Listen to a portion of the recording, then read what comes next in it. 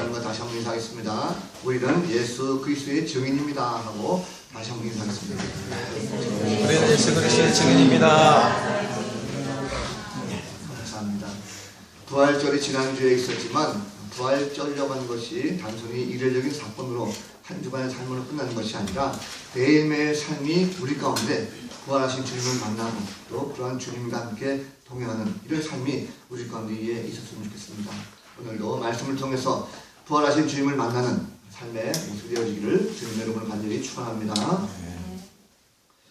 앨런 코헨이라는 사람이 내가 정말 원하는 삶은 따로 있다라는 곳에서 쓴 글들 중에 나오는 이야기입니다. 정글을 탐험하던 한 왕이 코코넛 나무에 올라가서 열매를 따다가 그만 자신의 실수로 말미암아 칼을 잘못 써가지고 자기 발가락 하나를 자르게 되는 이런 실수를 저질렀습니다. 상당히 고통스럽겠죠. 그런데 그 옆에 사제, 같이 갔던 사제 한 명이 이 왕에게 왕이요, 지금 왕께서는 이런 일을 행하셨는데 이거 행운의 징조입니다 라고 왕에게 말했습니다. 왕이 얼마나 화가 많이 났겠어요? 지금 내 실수로 발가락을 잘라가지고 아주 그냥 상처투성이고 아파 죽겠는데 옆에서 이게 행운의 징조다라고 하니까 이 왕이 분노가 생겨가지고 이 사제를 구덩이에다가 던져버렸습니다. 그리고 이제 홀로 정글 탐험을 계속했죠. 다음날 정글 탐험하다가 뜻밖의 사람들을 만나게 되는데 바로 식인 부족을 만납니다. 식인 부족을 만나서 꼼짝없이 이 왕이 잡히게 됐어요. 그래서 이 식인종이 잡아가지고 자신들의 신에게 제사를 드리면서 이 제물로 이 왕을 죽이려고 딱 하는데 그 식인 부족의 주술사 무당이죠. 무당이 이 왕을 죽이려고 하다 보니까 갑자기 발가락에 하나 없는 걸 발견하게 됩니다. 그래서 적어도 자기들의 신에게 드리는 제물만큼은 좀 깨끗하고 흠이 없는 제물로 드려야 된다라고 하는 그런 생각을 가지고 있었기 때문에 이 주술사가 이 왕을 추방시키는 이런 일이 벌어졌습니다. 그제서야 왕이 깨닫는 거죠. 아, 그 사제가 나에게 이것이 행운이다 라고 말하는 것이 이제서 알았다 그런 생각이 들어서 다시 돌아가 그 사제를 구덩이에서 꺼내고 감사 인사합니다. 당신의 이야기가 이제 내가 무슨 뜻인지 알았다 라고 합니다. 근데 사제가 거기서 담담하게 이렇게 말했어요. 왕이시여, 저에게 사과하지 않으셔도 됩니다. 왕께서 저를 이 구덩이에 던지는 것이 저로서는 굉장한 커다란 행운입니다 라고 이 사제가 말했어요.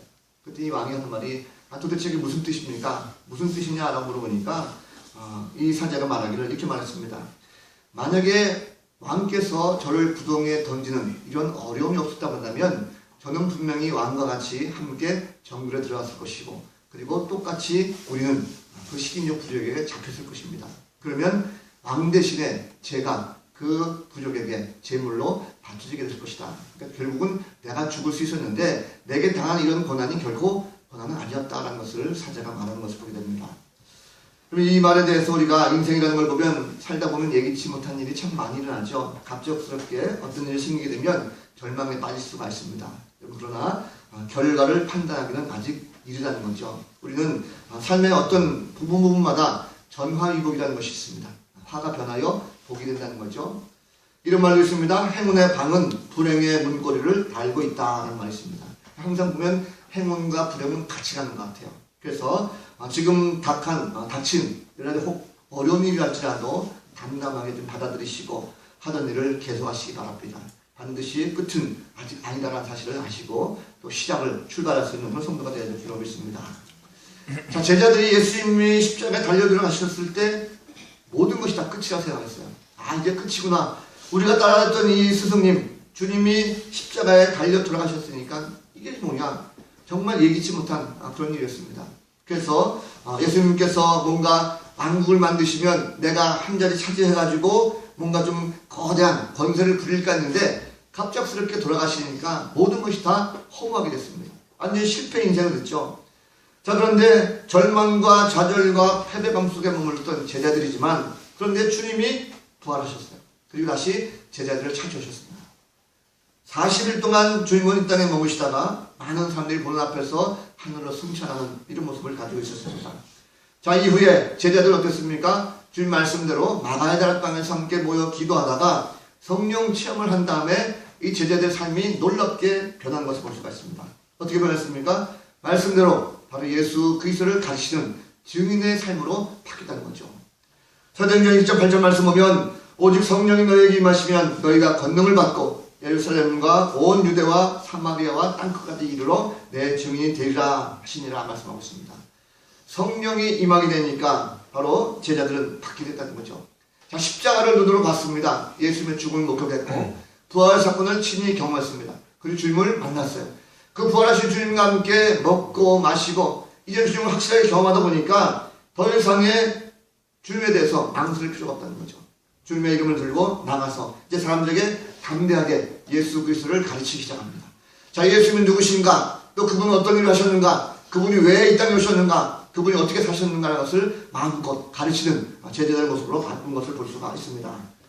자, 그런데 제자들이 이렇게 전하다 보니까 또다시 예기치 못한 일들이 벌어졌어요. 뭡니까? 제자들에게 능력이 나타나기 시작합니다. 병자들을 고치고 또 귀신들을 내쫓가는 이런 모습들이 벌어지면서 많은 사람들이 예수의 제자들 앞에 모여가지고 함께 공동체를 이룹니다. 자, 이러한 소문이 막 퍼지게 되고 하다 보니까 이것을 시기하는 계급들이 있었어요. 제사장들과 또 사두개인들이 그렇습니다. 오늘 말씀 보니까 이 제사장과 사두개인들이 나와서 제자들을 붙잡아가지고 감옥에 가둡니다. 그런데 놀랍게도 감옥에 갇혀있는 이 제자들과 이 베드로지만 그날 밤에 천사가 나타나서 이 감문을 열고 5장 20절 말씀 보니까 가서 성전에 서서 이 생명의 말씀을 다 백성에게 말하라 해서 이들은 지체하지 않고 다시 성전으로 나아갑니다. 그리고 그들에게 말씀을 또 선포하고 예수를 가르치죠. 새벽이 되었습니다. 제사장들이 깜짝 놀랐어요. 보니까 이 사도들이 사라져 버렸습니다. 그래서 오히려 그들이 더 두려워하고 떨고 있습니다. 연락병이 와서 물어보니까 그 사람들이 성전에서 담대하게 예수를 가르치고 있다라는 소식을 듣습니다. 깜짝 놀라서 베드로와 사도들을 다시 붙잡아들이죠. 그리고 오늘 말씀 가운데 보니까 이제 상해드린 공회 앞에서 대제사장과 사두개인들이 제자들을 신문하는 내용이 바로 오늘 본문입니다. 자, 예수님의 이름으로 가르치는 것을 하지 말라라고 했음에도 불구하고 계속해서 예수 이름을 가지고 가르쳤어요. 제자들에게 엄하게 지금 문책하는 그런 장면입니다. 28절 본 말씀 보면 우리가 너희에게 예수의 이름으로 가르치지 말라라고 아주 엄하게 명령하지 않았냐? 제발 그만하라고 벌써 몇 번씩이나 말하셨음에도 불구하고 그런데도 너희들은 온 예루살렘에 예수 이름을 가지고 퍼뜨려서 마치 그의 죽음이 꼭 우리의 탓인 것처럼 우리에게 책임을 돌리려고 있지 않냐 하면서 아주 분노하는 그런 제사장과 사두개인들의 모습을 찾아볼 수가 있습니다. 자, 분노가 지금 극에 달했죠. 아주 공포심이 그 가운데 가지겠습니다.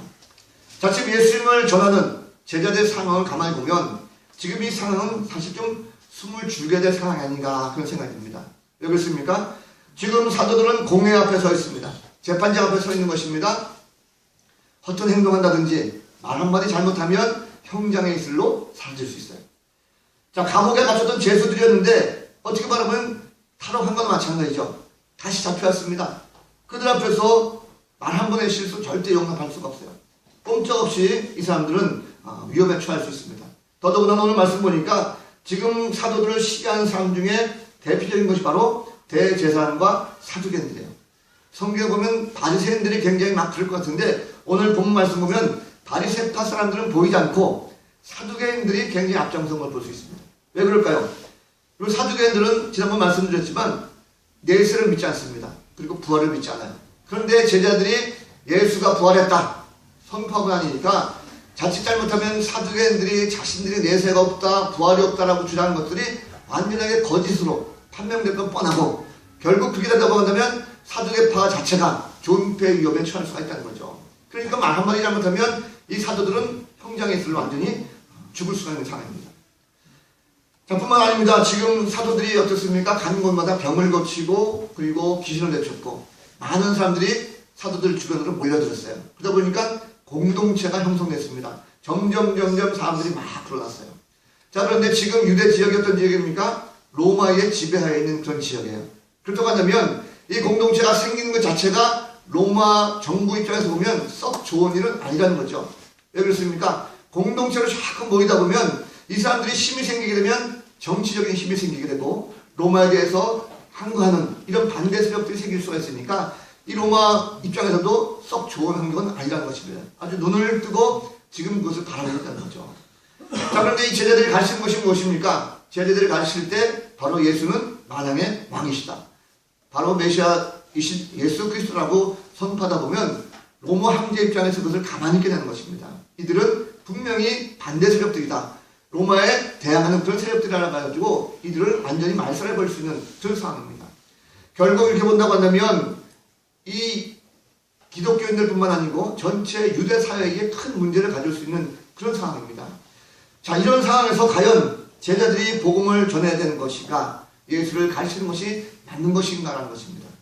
지금 상황적으로 보면 전혀 지금 복음을 전할 수 있는 상황이 못 되는 거죠. 자칫 잘못하면 이들의 목숨뿐만 아니고 유대 사이에 쑥밭이 될 수가 있습니다. 그나마 예수님을 전하면서 공동체가 만들어졌는데 자칫 잘못하면 이 공동체가 와야 될 수가 있습니다. 자, 그렇다고 한다면 우리의 생각을 한다고 한다면 이왕이면 좀 숨을 좀 고르고 한숨을 좀 이렇게 쉬고 한 박자 뒤로 물렀다가 좀 잠잠해지면 다시 예수를 가르치는 것이 어떨까 하는 것이 바로 우리의 생각이죠. 괜히 우리가 너무 무모하게 예수를 가르친다라고 나섰다가 잠잠한 사제의 콧털 건드리는 것보다는 좀 자숙하고 조용하게 있다가 뭔가 좀 조용해지면 다시 복음을 전하는 것이 어떨까라는 것이 바로 우리의 생각입니다. 자, 사랑하는 성도 여러분, 지금 사도들이 당하고 있는 이런 상황, 어찌 보면 현재의 우리의 상황과 거반 다를 것이 없다는 것을 여러분 기억하지 않습니까? 왜 그럴까요? 요즘 보면 우리가 종교 자유국가라고 하는 그런 생각을 하고 있습니다. 그런데 여전히 우리는 예수를 전하기가 참 힘들죠. 왜냐하면 길거리에 나가다 보면 섣불리 예수를 전했다가 예수를 가르쳤다가 큰 봉변당하기가 일쑤입니다. 요즘에 보면 이단들이 판을 치고 있어요. 그래서 보니까 기독교에 대해서 잘 알지 못하는 사람들이 전도리 한 장 주고 예수를 가르치다 보면 똑같이 싸잡아 가지고 똑같이 손가락질하고 똑같이 기독교를 욕하는 이런 세대가 되었습니다. 결국 그러다 보니까 예수를 가르치는 것 자체를 방해하는 세력들이 굉장히 많이 생겼어요. 열린교회가 이곳에 생겨서 복음을 전하고 지역에 좋은 이미지 많이 심었습니다. 좋은 동네, 좋은 교회라고 하는 것들을 가지고 많이 전했어요. 많이 성장했습니다. 그런데도 여전히 사람들은요, 이 예수를 전하는 것에 대해서 부정적인 시각을 가지고 있는 사람들이 많이 있습니다. 그러다 보니까 사실 노방전도 할 때 부딪히는 것이 굉장히 많죠. 그러다 보니까 우리 스스로도 전도에 대해서 굉장히 불안해하고 꼭 이렇게까지 해야 되나라고 하는 그런 말을 종종 듣기도 합니다. 왜냐하면 지금 우리가 전도에 가뜩이나 부정적인 시각을 가지고 있는 사람들이 있는데 자칫 복음을 전하다 보면 괜히 티격태격 싸움이 일어나게 될 것이고 결국 그러다 보면 교회 이미지만 더 나빠지는 것이 아니겠느냐. 괜히 그러다가 교회 이미지 나빠지니까 그러지 말고 별로 보니까 성과도 없고 하는데 그냥 한 발짝 뒤로 물러섰다가 잠잠해지면 다시 우리가 나가서 복음을 전하면 어떨까라고 하는 그런 얘기도 종종 듣습니다. 사실 우리 입장에서 보면 그럴 수 있죠. 자, 그런데 여러분, 우리가 이미 예수를 구주로 고백을 했습니다. 자, 우리가 예수를 구주로 고백하면서 신앙생활 때 어떤 고백을 했습니까? 아, 주님이 나를 부르셨습니다. 내가 주님을 믿고 주님은 나의 죄를 대속하셨으며 예수의 죽음과 부활을 믿었기 때문에 나는 내 입술로 우리는 주님의 증인이다라고 우리가 고백하고 있습니다. 자, 그렇다고 하면 우리가 주님의 증인이라고 할 때에 과연 이런 현재 상황 속에서 어떻게 하는 것이 옳겠냐는 것입니다. 이러한 세대적인 압박감 속에 우리가 잠잠하게 그냥 한 발짝 뒤로 물러서야 될 것인지 아니면 그럼에도 불구하고 뭔가 대책을 세워야 될 것인지. 이 세상에는 목격자가 있고 증인이 있어요. 목격자 무엇입니까? 어떤 것을 딱 본 사람이에요. 그 본 사람은 다 우리가 목격자 알히게 합니다. 근데 증인은 목격자와는 좀 다르죠. 뭐냐면 증인은 그 사건을 목격한 목격자임에도 불구하고 내가 이것을 보았습니다라고 증언하는 사람이 바로 증인입니다. 내가 예수를 보았습니다. 예수를 만났습니다. 내가 똑똑히 보았습니다. 이것을 증언하는 것이 바로 증인이라는 거죠. 자, 제자들의 모습을 가만히 보십시오. 제자들은 지금 이 종교 주자들이 협박합니다. 예수 이름으로 가르치지 말라. 너희를 가르치면 내가 죽일 거야. 엄금하고 있습니다. 자, 그런데 엄중하게 경고하는 이러한 상황 속에서 어떻게 보면 복음을 전한다는 것 자체가 무모한 그런 행동일 수 있습니다. 인간적인 생각을 보면 야, 저렇게 죽을 각오하면서 복음을 전할 필요가 있을까? 라고 할 수 있죠. 자, 그런데 제자들은 어떻게 했습니까? 제자들은 그러한 상황 속에서도 예수를 가르쳤다라고 성경 말하고 있습니다. 자, 어떤 상황이든 간에 이들은 계획치 않았어요. 도대체 그러면 제자들은 죽을 위기 가운데 어떻게 예수를 전할 수 있었을까 하는 거죠. 오늘 말씀 보니까 하나님께서 이 사도들에게 사람보다 하나님께 순종하는 것이 더 마땅하다는 것을 제자들에게 알게 하셨습니다. 다시 말하면 부활의 소문이 퍼짐을 말미암아 이미 종교 지도자들은 삶 가운데 그것이 무력해졌습니다. 오히려 부활한 주님을 만났던 제자들이 더욱더 담대게 됐다는 거죠. 주님을 만난 그 제자들이 부활을 믿기 때문에 예수를 가르치지 말라라고 하는 죽음의 위기 가운데 있다 할지라도 그들은 그것이 두렵지 않았다는 것입니다. 담대히 나가서 예수를 전하고 예루살렘 전역에 바로 예수님이 부활하셨다고 하는 이 사실을 버티고 있었습니다. 뿐만 아니죠. 사두개인들이 그렇게 공포를 분위기 조성했음에도 불구하고 부활하신 주님 예수를 죽인 자가 바로 이들이라는 것을 그들에게 전가시켰습니다. 결국 여러 가지 협박과 경고에도 불구하고 제자들이 복음을 전할 수 있었던 가장 근본적인 이유는 무엇입니까? 주님이 부활하셨다 보니까 세상의 많은 권세자들 저들의 위협 가운데에 머물러 있는 것이 아니라 진정으로 부활하신 주님 그 하나님 말씀 가운데 순종하는 것이 더 맞다라는 것을 제자들은 알게 됐다는 거죠. 자, 그래서 제자들은 결코 당황하지 않았습니다. 아무리 종교 주자들이 협박하고 이 땅의 권세를 가지고 경고하고 엄포해도 그들은 그것이 끝이 아니라는 것을 알았어요. 인생 자체가 삶 자체가 한정적이고 별거 아닌데 세상을 의지하는 것보다도 영생을 주신 하나님 앞에 내가 순종을 나가는 것 이것이 더욱더 하나님을 기쁘시하는 것이라는 것을 이들이 알았다는 거죠. 그래서 이제는 한정된 인간 삶 속에서 인간을 의지하지 않고 오직 하나님을 의지하는 그런 마음 가운데 이 제자들이 나가게 됐습니다. 또 하나님께서 사도들에게 예수님의 부활을 확실하게 가르치게 하셨어요. 이 말씀 무슨 말씀입니까?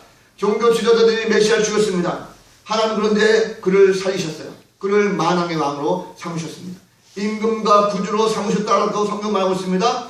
모든 인간 다 죽어 없어졌지만 그런데 예수님은 죽음을 이기시고 다시 살아나시기 때문에 이분은 인류의 모든 죄를 다 사하시려고 이 땅에 오신 진정한 메시아였다는 것을 사도들에게 선포케 하셨습니다. 결국 모든 이스라엘 백성들도 이제는 그들이 예수를 죽였지만 그 죽으신 예수가 다시금 부활하신 말미암아 모든 인류의 구원자로 오시는 것을 알게 하셨고 유대인뿐만 아니라 모든 백성들까지도 이제 그 부활하신 주님을 믿고 고백하기만 하면 다시금 하나님의 사랑 안에 구원하는 이런 역사가 있다는 사실을 사도들 통해서 선포하게 됐다는 것입니다. 또 사도들에게 예수 그리스도에 대한 증인임을 담대하게 선포하게 하셨어요.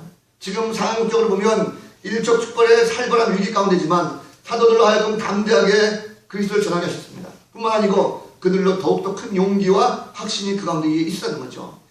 제자들이 이렇게 확신을 가지고 담대하게 선포할 수 있었던 가장 근본적인 이유가 또 무엇입니까? 그들이 부활하신 주님을 만나게 됐지만 그 부활하신 주님께서 승천하시고 그리고 너희들에게 보내주겠다 약속하신 그 성령을 은혜 가운데 받았다는 것입니다. 자신들이 하는 것이 아니라 그 안에 있는 성령의 역사, 성령 충만함을 받았을 때에 담대하게 예수 부활을 증거할 수 있는 증인의 모습으로 바뀌었다는 거죠. 결국 예수께 순종하는 자들은 성령께서 임한다는 것을 깨닫게 됐습니다. 결국 하나님께서 약속을 주신 그 보혜사 성령을 통하여 이제 함께할 때에 더 이상 세상의 걱정과 근심, 두려움이 없다는 것입니다. 한때는 연약한 사도들이었지만 말씀에 순종하고 성령의 권능으로 나아갈 때에 이제 하나님께서 예수 그리스도만이 이 땅의 진정한 메시아요 임금과 구주가 됐다는 것을 담대하게 증거할 수 있도록 그들을 세웠다는 것입니다. 자, 여러분, 우리가 진정으로 예수 그리스도의 증인이다라고 고백을 했습니다. 만약에 저와 여러분이 진정으로 예수 그리스도의 증인이다라고 한다면 우리도 예수를 알려야 되겠죠. 자, 어떤 상황 속이라 할지라도 예수가 메시아다라는 것을 우리는 증거해 마땅합니다. 때로는 사실 상황적으로 보면 지금 힘든데 인간들의 말을 들어보면 사람들의 말을 들어보면 잠시 그냥 쉬고 좀 편안해질 때 하자라는 것이 맞을 수 있어요. 왜냐하면 내가 갑자기 복음을 들고 나갈 때에 나를 핍박하는 그 어떤 세력들을 만날 수가 있습니다. 자, 그렇다고 하면 그 인간의 말을 따라서 그대로 나가될 것인가? 여러분, 그런데 인간의 생각과 행동은 한계가 있습니다.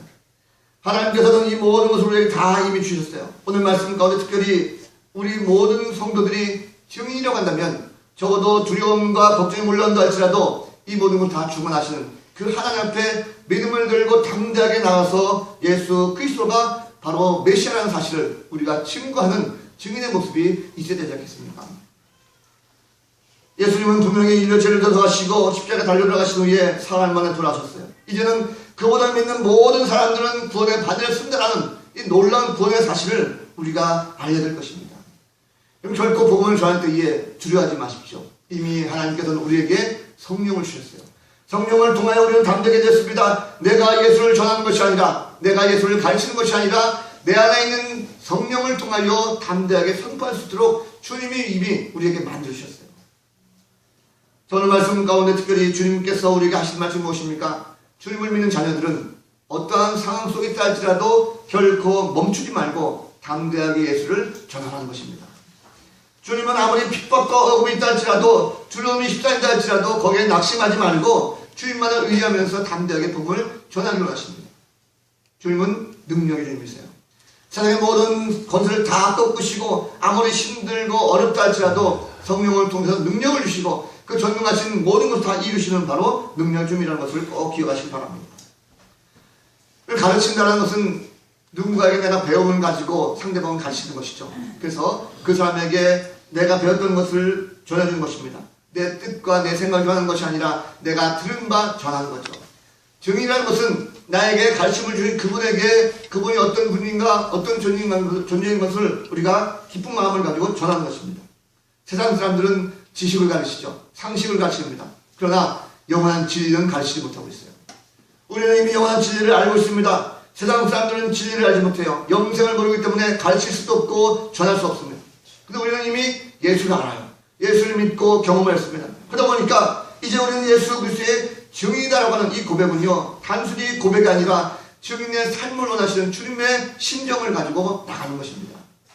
그래서 이제는 우리는 예수의 말씀과 그분이 누구신지를 정확하게 전하게 되는 거죠. 예수에 대해서 자신이 보고 듣고 직접 변하는 것을 가감없이 알리는 것입니다. 주님은 우리에게 그것을 원하고 계세요. 우리가 주의 말씀을 전하게 할 수 있도록 주님은 우리에게 능력을 주십니다. 나는 비록 연약한데 내가 뭘 하겠습니까? 내가 여자인데, 내가 어린아이인데, 내가 나이가 많은데 뭘 하겠습니까? 라고 하지만 지식이 좀 부족해도, 내가 가진 것이 부족하고 형편이 좀 어렵다 할지라도 주님은 우리에게 이미 가르칠 수 있는 능력을 우리에게 주셨다는 것을 꼭 기억하시기 바랍니다. 사도들은 공의 앞에 섰을 때에 결코 떨지 않았어요. 두려워하지 않았습니다. 아무리 그들에게 협박을 하고 위협을 해도 결코 떨지 않았습니다. 이후에 사건들을 보면 이 제자들이 가는 곳곳마다요, 많은 사람들이 사도들을 초청하고 정말 저분이 우리 가정에 와서 말씀을 좀 가르쳐 주셨으면 하는 1순위로 이 사도들을 공경하고 칭송하게 됩니다. 가는 곳곳마다 성령의 역사가 나타나게 되고 많은 표적과 기사들이 일어나게 됐죠. 우리는 예수 그리스도의 증인으로 살아야 될 것입니다. 즉 예수를 가르치는 이런 삶이 우리 가운데 있어야 될 것입니다. 우리가 전하고자 할 때에 성령께서 반드시 도와주십니다. 내가 하는 것이 아니라 가르칠 수 있는 방법과 가르칠 수 있는 모든 도구를 우리에게 주시고 지혜도 주신다는 것입니다. 어떤 한 자매 이야기인데 우울증을 앓고 있었어요. 이 자매가 우울증을 앓고 있었는데 기도하는 가운데 은혜 받아가지고 이 우울증이 다 나왔습니다. 그래서 하루는 기도 중에 이런 음성을 들었습니다. 내가 가진 것을 좀 이웃에게 나눠주라 라고 하는 그런 얘기를 들었어요. 그래서 그걸 기도하다가 어떻게 하면 내가 사람에게 좀 나눌 수 있을까? 내가 가진 것이 없는데 난 연약한데 라고 생각했어요. 근데 자기가 한번 가만히 생각해보니까 세 가지가 생각나더라는 거예요. 뭐냐면 예수를 설명할 때 아주 쉽게 잘 설명할 수 있는 그런 달란트가 있었고, 또 한 가지는 자기가 다른 음식은 다 못하는데 만두 하나는 그렇게 끝내주게 잘 지었대요. 아주 맛있게. 또 하나는 자기가 뜨개질을 좀 할 줄 알아가지고 이 뜨개질 음식을 쓰는 것입니다. 자, 이것을 가지고 어떻게 하면 예수를 가르칠 수 있을까 고민하는데 어느 날 갑자기 아파트를 지나가다가 아파트 앞에 있는 경로정에 할아버지 있는 것을 보았습니다. 그러니까 할아버지를 보면서 이 할아버지들에게 한번 만두를 끓여봐야겠다 싶어가지고 본인이 만두를 열심히 빚어가지고 경로정에 할아버지를 다 대접했다고요. 그때 할아버지들이 만두국을 먹으면서 내 평생에 이렇게 맛있는 만두를 먹었는지 처음이다라고 해가지고 아주 흐뭇하더라는 것입니다. 그때 이 자매가 아주 쉬운 언어로 복음을 전했더니 그 가운데 예수를 영접하는 이런 역사가 생기게 됐다고요. 또 한 번은 아파트 앞을 나섰는데 어느 애기 엄마가 애기를 업고 지나가는데 추운 날씨 가운데 애기가 모자도 안 쓰고 가더라는 거예요. 그래서 눈대중으로 대충 그 아기의 머리를 재가지고 이틀 동안 이 뜨개질을 해가지고 아기의 모자를 짰습니다. 그러니까 우선 이제 그 집에 찾아가서 그 모자를 줬더니 이 엄마가 너무 감동이 돼가지고 감사도 하면서 같이 또 차를 한잔 마시게 됐는데, 그때 또 복음을 전했더니 이 여인도 예수를 영접하게 되는 이런 역사가 있다네요. 나는 연약하고 가진 것이 없고 할 수가 없습니다 라고 했지만 내게 준 가장 작은 것 하나를 가지고 실천했더니 그 가운데 놀라운 예수 그리스도의 역사가 나타났다는 사실을 말씀하고 있습니다. 나는 아무것도 없습니다 라고 하지만 여러분 가만히 한번 생각해보면 분명히 주님께서는 주님을 위해서 사용할 수 있는 단 한 가지라도 분명히 여러분에게 주었다는 사실을 기억하시기 바랍니다. 반드시 주님은 우리에게 주셨어요. 중요한 것은 우리가 그것을 가지고 어떻게 사용할 것이라는 거죠. 적어도 내가 예수를 가르치려 한다고 한다면, 예수의 증인의 삶을 살기로 한다고 한다면 그것을 가지고 함께 담대하게 실천해 볼 수 있는 것 굉장히 중요하다 생각이 듭니다. 자, 이제 4월이 됐습니다. 온갖 꽃망울들이 활짝 피어나는 계절입니다. 많은 사람들이 들로 산으로 막 놀러가고 있어요. 우리는 이럴 때 들로 산으로 막 놀러가는 것에만 집중할 것이 아니라 적어도 내가 구원받은 예수 그리스도의 증인이라고 한다면 어떻게 하면 나도 한 영혼을 살릴 수 있을까? 한 영혼에게 예수를 가르칠 수 있을까? 한번 고민해보는 것도 중요하다 생각이 듭니다. 바라기는 우리가 한 주간 동안 살면서 내가 먹고 마시고 흥청망청 한 주간을 지날 것이 아니라 부활하신 주님을 내가 만났다고 한다면 그 주님을 증거하는 증인의 삶으로서 많은 사람들에게 좀 전하시고, 그러므로 말미암아 사람들이 볼 때에 야, 저 사람은 정말 예수를 올바로 믿는구나, 참 못 말리는 사람이야, 어떻게 저렇게 말씀에 붙잡혀 살까라고 하는 이런 칭찬받는다고 한다면 얼마나 좋겠는가 하는 그런 생각을 해봤습니다. 바라기 우리 모두가 한 주간의 설문을 통하여 정말 세상에 감당치 못할 큰 믿음을 가지고 예수 그리스도를 증거할 수 있는 증인의 삶이 우리 가운데 풍성하게 임하게 되는 복된 성도 다 되어지기를 우리 구주 예수 그리스도를 보러 간절히 축원합니다. 다 같이 일어나셔서 함께 찬양하고 기도하도록 하겠습니다.